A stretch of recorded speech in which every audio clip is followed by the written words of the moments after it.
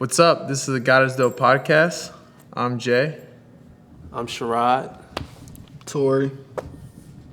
We talk about God is Dope. All right, today's episode is sponsored by Minty Merch. It's a black-owned company from my girl Minty Marley, and she sells shades. She sells like the little diamonds for your tooth and stuff like that. And it's going crazy, man. She works out of Fani Shop. Closet. Yeah, Closet. And yeah, she got everybody in that stuff. Young Thug, Ghana, Lil Keed. And I was telling you was like basically the whole YSL. The whole YSL. Yeah. So I mean, Influential guys over there wearing that stuff. Yeah, she got some pretty cool stuff, man. So make sure you check that out. TheMintyShop.com. All right. So what are we talking today? So we're recapping the Juneteenth day and the week after, like the follow-up. So we've ran that sale from the 10th up until now, the 22nd. Okay. And that's the Black is a Blessing tee as well as a hoodie, a Juneteenth hoodie. And that was... Hold on, how was your vacation, man? You've been gone for like a week and you just... I was gone for a week. How was your vacation? It was nice. It was cool. We went to Tulum. The only thing was you should research a little about weather of where you're traveling internationally, because I did not know June is the rainy season in Tulum. So we went for Jen's birthday, and had we known that it was going to rain 7 out of 9 days, we probably would have gone somewhere else. Right. But we had a ton of fun. It was really cool. I really like traveling internationally because you get to experience a totally different culture. Like if you don't travel as much, or even traveling in the States, you kind of forget like there's an entire other universe of culture and activities, and the way things work is just totally different in a different place. And then it also, like, going to a place that's a little less developed than Atlanta, it makes you grateful for systems and infrastructure. Like, I mean, Tulum's a big city, but not too like it's touristy, but it's like recently touristy. So it's like dirt roads, like it's. I mean, cool for like some footage too, like to shoot like videos and stuff out there. Yeah, it'd be cool to go anywhere in that like area, like. But it was a fun trip, but back at it. Yeah, that's cool. So Juneteenth numbers. Yeah. What did we sell in like the first week of the Juneteenth? Basically Thursday to now. So Thursday to now, revenue-wise, we sold $1 million, close to 1.1 million. That past week? The 10th to the 22nd. Yeah. Okay. Yeah, I'll round it up to 1.1. The net quantity of actual items is going to be 131,000 items itself. The one shirt accounting for 74,000 items of that 131. So we sold 71,000 of the Black is a 71,000? Yep, 71,500 T-shirts. Just to put this in perspective, man, like I don't know if I was talking to you. Yeah, me and Wu. You and Wu. Like I started God is Dope with 5,000 shirts. And I was stressed on how to like get them out. You know what I'm saying? Like how we gonna get rid of these shirts? And it was like a 6-month plan to get rid of 5,000 shirts. And for us to sell like 71,000 in 10 days, that's crazy. Yeah, it's just one drop out of the year. This year, 2021, we sold over 1 million pieces. We sold 1.02 million God is Dope items. Just this year? Yeah, 2021. So 6 months. Over 1 million pieces sold. Yep. Damn. It's a lot more than 5,000. But so those 131,000 pieces amounted to 51,362 orders, with a 51,362 total orders, with a 10th to the 22nd. Yeah. With a 11% conversion rate, a 54% returning customer rate, And so meaning of those 51,000 something orders, close to half are new customers, which is really interesting. 25,000 new customers? Yep. Which is really interesting, being that based off of the ads push. So of that $1 million, we spent $96,904 on Facebook and Instagram advertising. From the 10th to the 22nd. We spent 94,000. Yes. And we showed ads to 4,688,000 people. Which then, if you follow the funnel, that leads to, let's see, how many sessions? 1 second. That leads to 467,689 sessions, which at that 11% conversion rate gives us the revenue of $1,098,000. Dang. So that's a would you call that one of our most successful drops? Is it like the most successful of all time? I think so, just because we let it continue to run. But it's the longest we let something go. Yeah, I think last Juneteenth probably would have been up there, and then We stopped the Juneteenth after what, 2 days? 1 day? Probably like 3 days. 2-3 days. Yeah, 'cause that first day it was ridiculous. And then from a revenue standpoint, we did better last year because we had the hoodie. And Yeah, we couldn't the average order value is going to be a lot higher last year. Yeah. We're talking $6 shirt versus, I believe the bundle was $35. Yeah. And the t-shirt last year was $10. So even if you got the lowest item out of the collection, it's close to double. I think this year we had to do 618 because I had to like gauge if it was what was going on. I didn't want it to be like. And so that was what we spent on ads. Then we also did, on the day of the drop, we did an email. The next day we did a follow-up email. The day of the drop, we did a text. We didn't do a follow-up text. And then on actual Juneteenth, we did a last chance email and a text. So that was 2 texts, 3 emails. One Shade Room post that seemed to have been like technical difficulties with that. I think they posted way later. Yeah, I want to talk about that. I wish we had Tevin in here, but the first post, it went up at like midnight. And I was talking to Tevin, I'm like, make sure the post goes up between 6 and 8. And it went up at midnight, and I was like, why would he tell him to post at midnight? And he was just like, seemed like he was cool about it. And I'm like, nah, that ain't, we need to go back and talk to them and get this right. And, I looked up and it was posted again. And I thought they was gonna give him a hard time because, it's Shade Room and it's like, oh, you don't want to advertise, we don't care, But he was like, nah, they was cool about it. Because from my perspective. That's really good emails. Oh, he does? He talks really well to people. I don't know. He's really good at that. Oh. So I saw the email he sent to them, and it was like, hey, like we expected this, and like it's basically like putting the ball in their court. Like we're expecting compensation for the untimeliness of the post, and then they're just like, yeah, no problem. And I saw He got that lawyer talk?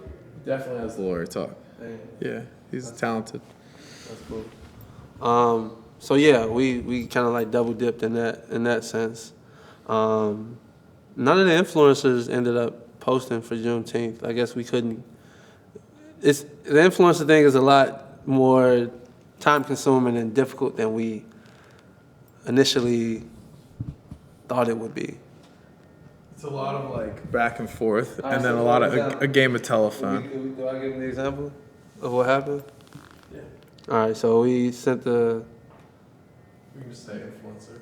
we sent the influencer a shirt, and like in the contract it's us getting the picture back to approve it, and then for them to like post it, and we make up the caption. So we get the picture, boom, shirt, visible, got on a hat, ponytail, leggings, in the backyard. Cool. No makeup, no accessories. I don't think nothing of it until I go to her page.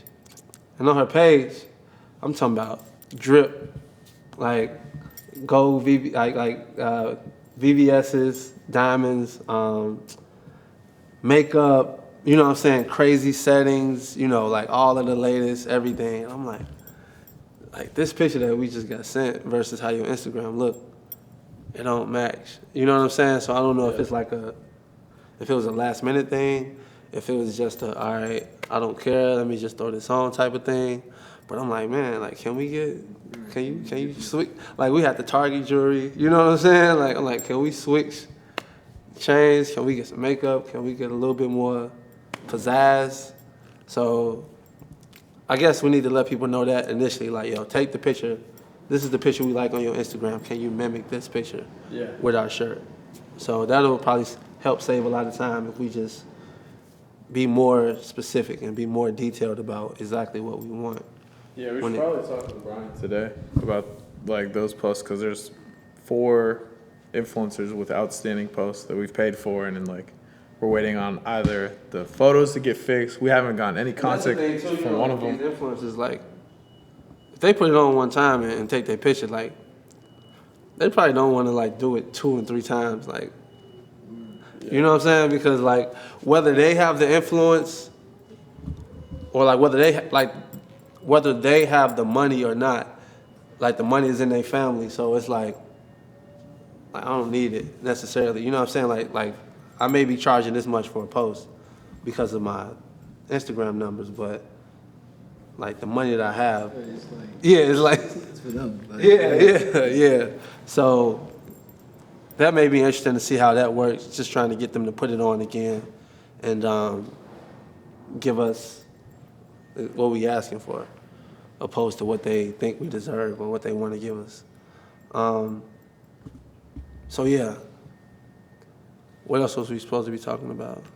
So that was all the numbers on marketing and the actual sales that we made from the campaign. So then that leads to the 50,000 plus orders, and then the process of getting those out.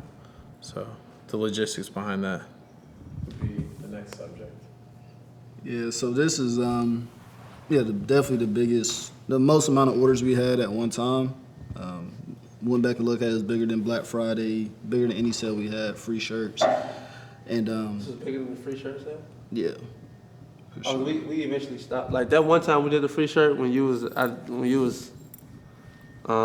of town. Yeah. That was when we did the Twitter version of it. Right, the Twitter version. So how we kept that going, that probably would have been bigger than anything. Yeah, we cut that out like within a couple hours. No, we cut that out like we sold out within a couple minutes. Yeah. And then, we dropped from like 25,000 people on the site to like 14,000 people on the site. So if you don't remember that, I think we recorded content for that, but we never put it out. So what that was basically it was a text message that we sent that it said, hashtag why God is dope is your favorite brand. Or it was, I don't remember the exact.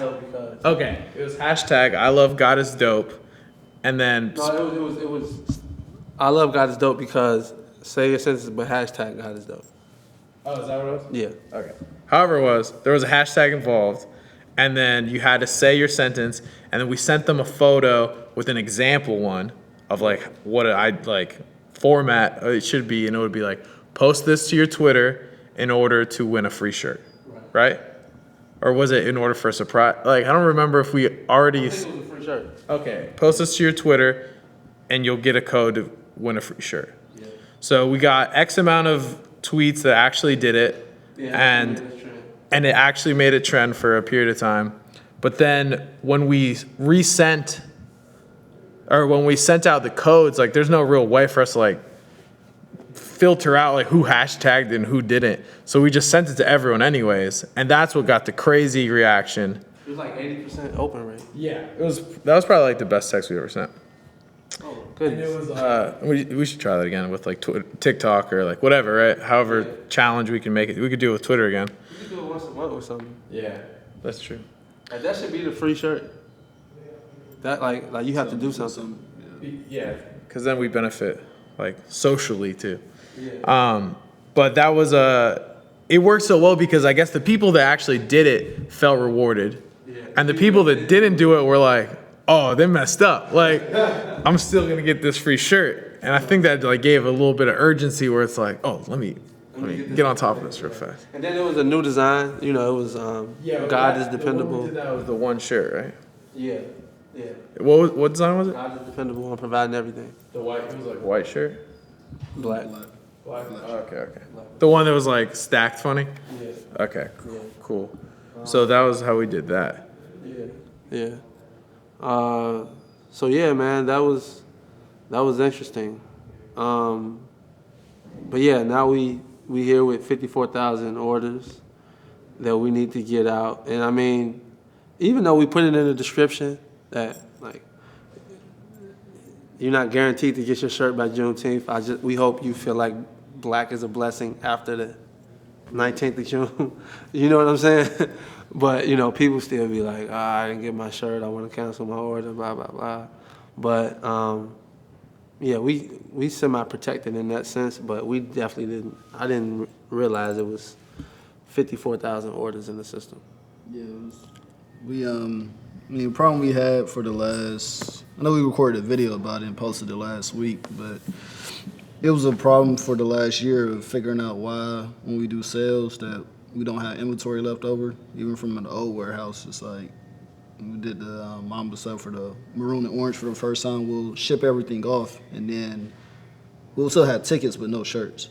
Right. So we used to think it was maybe the screen printers not delivering the product, people messing up in the factory. And so basically over the last year, we went through all the different possibilities of like what we thought the problem may have been, because at first it wasn't just right out the door. It wasn't like, oh, we knew we had a duplicate problem. It was we don't have enough shirts to fulfill orders. So over the last year, we just like literally just went down a list of like, why is this a problem?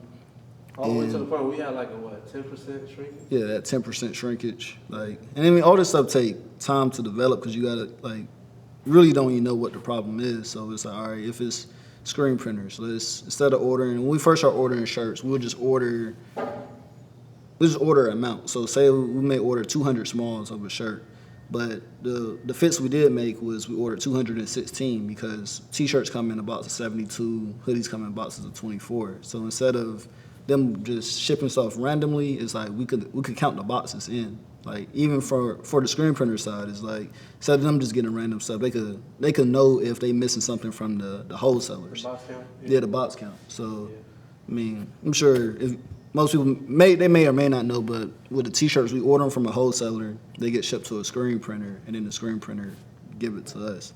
So that was like one thing we put in place. And along with some other things, they do like packing lists and stuff to tell us, even if they mess up shirts, like how many shirts they messed up. So it's like very straight to the point of like, all right, it's like it's not the screen printers no more. And then it's like, okay, is it messing up in the factory? And it's like, all right, we develop systems for that to count for how many mishaps we have, and we have something that we allow, but we put that in place, and then it was like overall just shrinkage, just like so from the screen printers messing up, the orders getting shipped off wrong, like what is the buffer that we allow of well, we still should have inventory. I think we first started off at like 5% shrinkage, and then we end up doubling to 10%, which 10% is that's a lot of shirts. To say that we okay with not being accounted for, just being wrong, and so how we getting it out? And what's the getting it out? We working day by day. We hiring more staff. So before this sale, we was getting out 7,000 orders a day, just from our regular system. But now we got to scan each order in one by one. So that really cut everything down in half. So we had staff working weekend, working overtime, and overall just hiring more people. It's really looking like a 2-week process to get everything out. And there's no way, because we can package 7,000 orders a day, right? But the issue is the printing, right? Printing the orders, because like we talked to XPS and what he explained to us was the reason that we getting duplicates is because we're using more than one computer. So if we use one computer, and I did the numbers last night, it's no way, you said 1,000 orders a day, right? Off of Like one for computer? one person, one shift.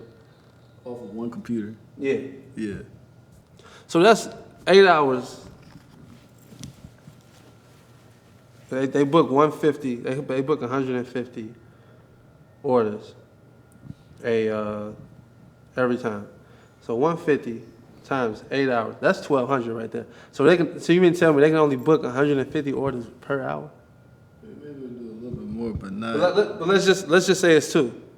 Let's just say it's two 150s, which I think is probably more than two 150s, maybe 2.5. So 300 times 8, that's 2,400 right there for one person per shift. We do 2 shifts, that's 4,800 orders that don't have to be scanned. You see what I'm saying? I hear you. I've been in it. I know it ain't gonna go like that, but yeah, it's. I'm giving us like the lowest numbers possible. 2 150s an hour, 8-hour shift, 4,800. I'm just asking you because it's like. Well, what I know that's not like the people we working with. It's not. You ask Corey, ask Sharod. It's always we do this. We don't have no duplicates. Like you heard him on the phone. What I'm saying is like this is my first time hearing them, and if it's duplicates, then we'll be like now. Before it was just like we didn't know.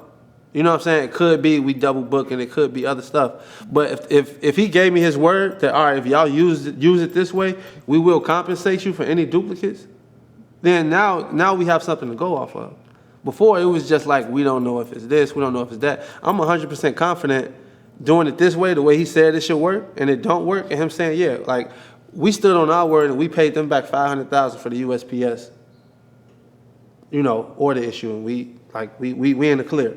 So it ain't no like I didn't want the last conversation we had with them to make it seem like we was trying to get out of paying that fee by saying y'all the reason for us having these duplicates, so we don't want to pay y'all. So we paid them in full for the USPS issue. Now we come back around. If you telling us that if we do it this way, we won't have no mishaps. And even in the conversation we had, you was there with him. You was there with me. He said, "Oh well, yeah, we can compensate for any mishaps y'all having." So I'm confident if we do it this way and we have no duplicates, or if we have duplicates, we're gonna figure out the number, and That's the thing. The way of knowing we have duplicates or not is scanning them in. If we go this route and we just start shipping stuff off, we ain't gonna know it's duplicates. I think the way we know is by how many we oversold.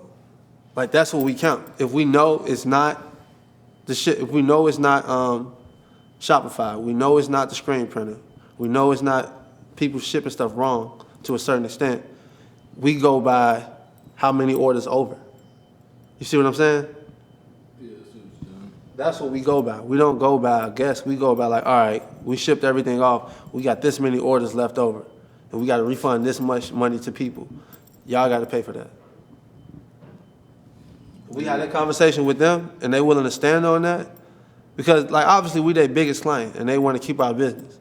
So if we sit down and have a conversation with them, all right, if you say the reason why we getting duplicates is because we printing twice, we print the same thing twice because we using 2 separate computers.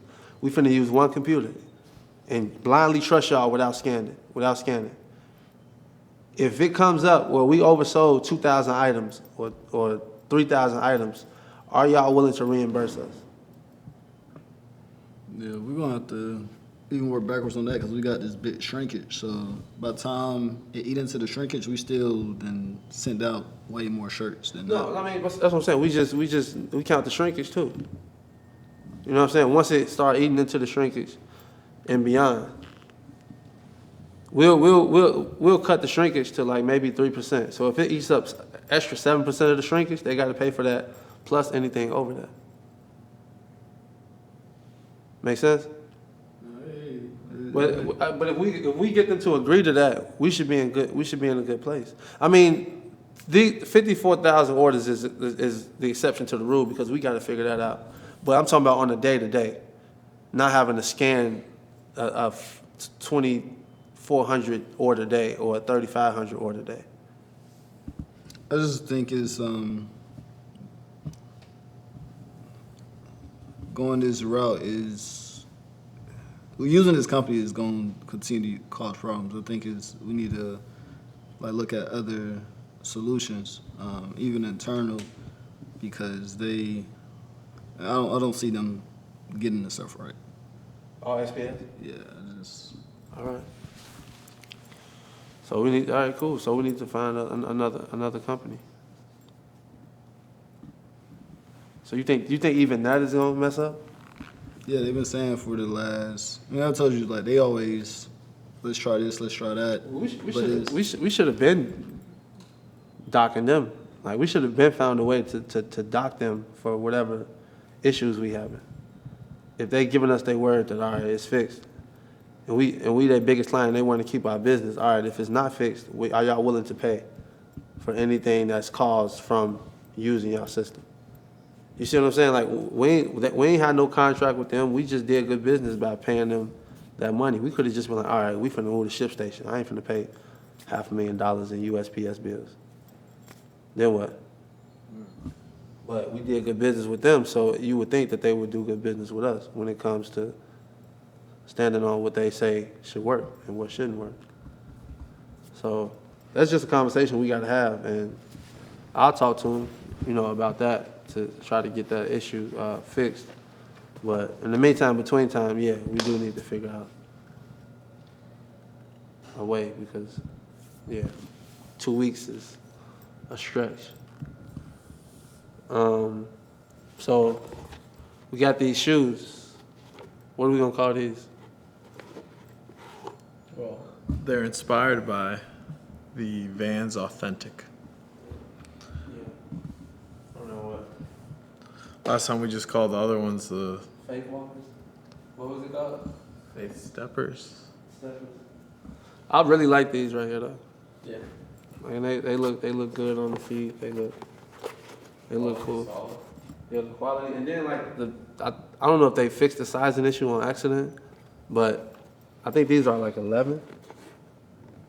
And they fit like 11 and a halves. So, well, I mean, they probably didn't fix this. Like, before it was too small. Yeah. But now I think they might have bumped it up a whole size, it seemed like. So yeah, man, let us know what y'all think about these. We just got these in. Anything else we want to talk about? No. I guess we're taking it easy this week while we try to sort out shipping out last week's worth of stuff. And then we got plenty of content we're working on internally, working on the blog, working on the Podia premium membership thing for people that want even more insight into the business. Right. Do y'all think we're gonna reach our goal this month? Let's see where we're at. On Monday we needed $500,000 to finish at the goal, so that would be $50,000. Just for the first half of the year. Well, both. Like reaching the goal this month would put us at the first half of the year. When we started the month, we was 200,000 over the goal. Yeah. I'm pretty sure the numbers I did was. If we do 1.8 this month, I think we reached the goal.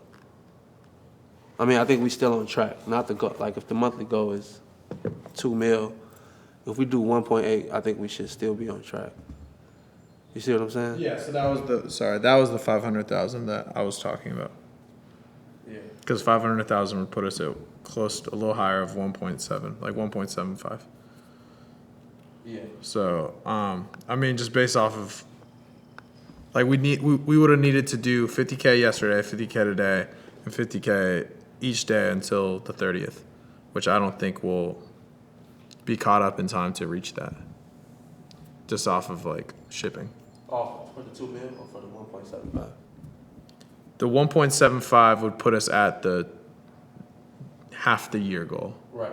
Yeah. So what I'm saying, we need to do 50,000 a day To get to the 1.75. I think we could sell that much. We have the momentum. We have plenty of products that we're sitting on that we could send emails and texts about and do full campaigns for. I think it's just gonna be mayhem. yeah. I mean, then people would get their stuff in a month, and then it's every time we overdo it, like and just keep going. Whenever we should stop, it's like short term reward where okay we reached the monthly goal, but then the next whole month is like ruined.